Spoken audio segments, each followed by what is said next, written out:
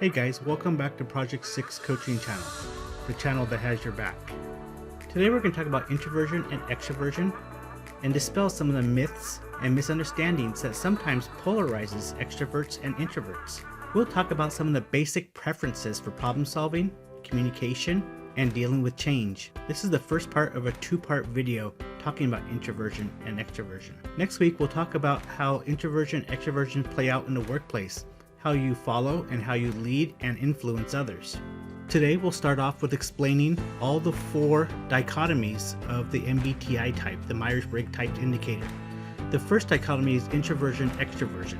These are actually opposite ways to direct and receive energy. The next pair is sensing-intuition. These are opposite ways we take in information. Next is thinking-feeling. These are opposite ways that we decide and come to conclusions. And then finally, there's judging-perceiving. These are opposite ways to approach the outside world. And you'll see how these all play into the introversion-extroversion and show how these preferences play into the wide range just between introverts and the wide range that play out with extroverts that make us unique human beings. Like I said, extroverts and introverts are about the way we direct and receive energy. Since I'm an extrovert, I receive energy through interacting with others, and I can get rolling in a conversation. An introvert who gets their energy through solitude and quiet reflection can get drained in a conversation. And the longer it goes on, the more depleted an introvert can get.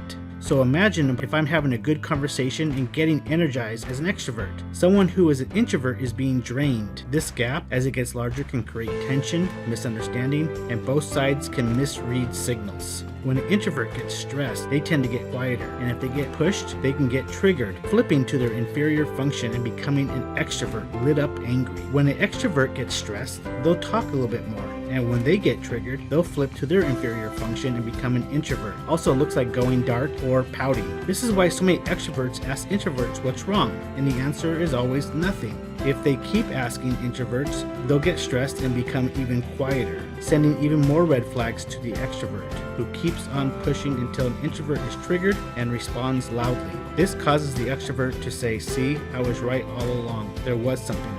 The introvert gets agitated and misunderstood, and a falling out occurs. Introverts can advocate for themselves when they have this awareness and even provide themselves short breaks to quietly recharge during social interactions. Extroverts with this awareness will realize that someone who is quiet is probably an introvert who needs some time to think before responding, and not to assume that they are an extrovert who is stressed or triggered, leading them to ask the annoying question, "What's wrong?" I don't know how many introverts have told me how that question drives them crazy. There isn't anything wrong. I'm just being normal. I'm not talking as much as you. Or they're done talking or they're thinking. There is a lot more to us complicated human beings, and I just wanted to showcase a simple demonstration, but yet a very common interaction. To break down extroversion, introversion a little bit more, we'll talk about what they tend to focus on.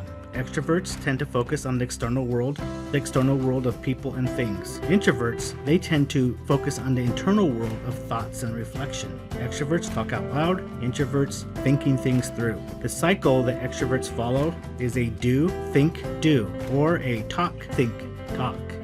Introverts, they follow a think, do, think, or think, talk, think. So these are different cycles to consider when you're interacting with different types. Extroverts and introverts tend to deal with change a lot differently. Extroverts will focus on the external world, where introverts will focus on the internal world. During change, introverts and extroverts receive and process information. Both types want a lot of information, but do it in different forms. Extroverts want face-to-face communication.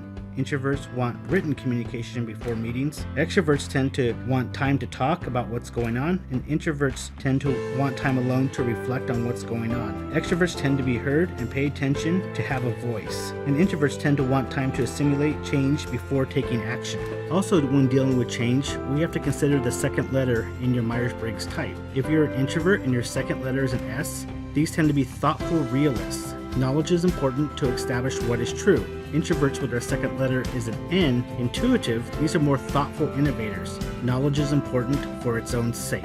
Extroverts with an S are action-oriented realist. Knowledge is important for its practical uses. Extroverts with the second letter N, intuitive. These are action-oriented innovators.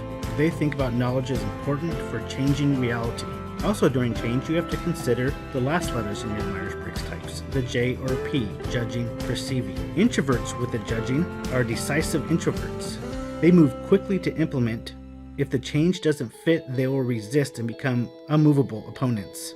Introverts with a P at the end for perceiving, these are adaptable introverts. They are information seeking, appears adaptable, but they move ahead only in their own time after they have had time to decide. Extroverts with P at the end will consult their networks, talk with people, and want to find what everyone thinks. They gather resources to energize everyone to implement their changes. Extroverts with a J are decisive extroverts. They'll think out loud and question everything. If their questions are answered, they'll move quickly to plan, organize, and implement the change. So part of every change is how we communicate. Extroverts tend to say things like, let's talk this over, where introverts will say, I need to think about this. Some of the strengths that extroverts have in communication, they are very active, energetic, enthusiastic. They have a broad range of interest and provide extensive information and feedback. Some of the strengths of introverts, they have a quiet and calming presence. They have in-depth knowledge about key areas of interest, and they listen to others without interrupting. Extroverts will approach communication by thinking out loud, responding rapidly, talk more than listen, interrupt, and may finish other people's sentences. Introverts will seek calm, quiet time to reflect. They like to understand their topics. They'll process information internally. They'll listen more than they talk. They are comfortable with silence, and they will share their well-thought-out ideas or questions. Here are some tips for communicating with extroverts. Express your overt interest and enthusiasm, lean forward, nod, smile, and maintain eye contact. Anticipate what they want feedback and be prepared to share information right away. Talk person to person rather than communicating through writing. Deal with conflict and be willing to confront issues when they occur. Tips on how to deal with introverts when you're communicating. Respect their need for privacy, build trust, and ensure confidentiality. Speak slowly and calmly without being condescending. Pause and wait for response. Don't jump in and fill the silence, especially with small talk. Don't come across as imposing or demanding an immediate response. When possible, provide written information that they can consider in their own time. These are just a few ways we understand extroverts and introverts based on Myers Briggs Type indicator. There are also ways to understand the way you are when dealing with types similar to yourself or of the other type. These are just preferences. Everyone who's an extrovert can be quiet, and everyone who's an introvert can talk. They just receive energy differently and have to schedule their times accordingly and advocate for themselves. Thank you for coming to my channel, and if you want more information, please go to Project 6 Coaching. We can do a full Myers-Briggs assessments. I am a licensed practitioner with Myers-Briggs, and we can start going through your types and have a better understanding with yourself. We can go through a 3-step process where you have awareness, knowing yourself, self-awareness, how does that play out with the people around you, and then step 3, now that you know that, what's your responsibility? This will help you improve your relationships with others and communicate better. Next week, we'll talk about how introversion and extroversions play out in the work settings and how you deal with problem solving and conflict at work, your leadership style, and the way you follow and influence others. Thank you again for coming to my channel, and please hit the subscribe and like button, and I'll see you next week.